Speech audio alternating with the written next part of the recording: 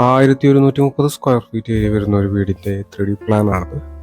4.25 saint പ്ലോട്ടിലേക്കാണ് ഈ ഒരു plan തയ്യാറാക്കിയിട്ടുള്ളത്. ഈ ഭാഗത്തായിട്ട് സിറ്റ് ഔട്ട് വരുന്നുണ്ട്. സിറ്റ് ഔട്ട് നിന്ന് ഈ ഒരു ലിവിംഗ് ഹാളിലേക്കാണ് കിടക്കുന്നത്.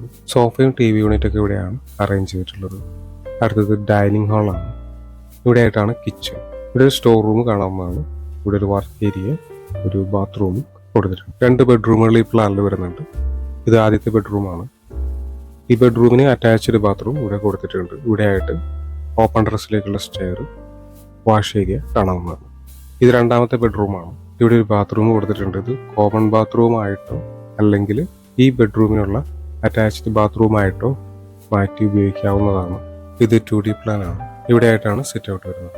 290-150 സെന്റിമീറ്റർ എന്നാണ് സിറ്റ് ഔട്ടിന്റെ അളവ്. അടുത്ത ലിവിംഗ് ഏരിയ ആണ്. 290-340 സെന്റിമീറ്റർ എന്നാണ് ലിവിംഗ് ഏരിയയുടെ അളവ്. ഇത് ആദ്യത്തെ ബെഡ്റൂമാണ്. 320-314 സെന്റിമീറ്റർ എന്നതാണ് ബെഡ്റൂമിന്റെ അളവ്.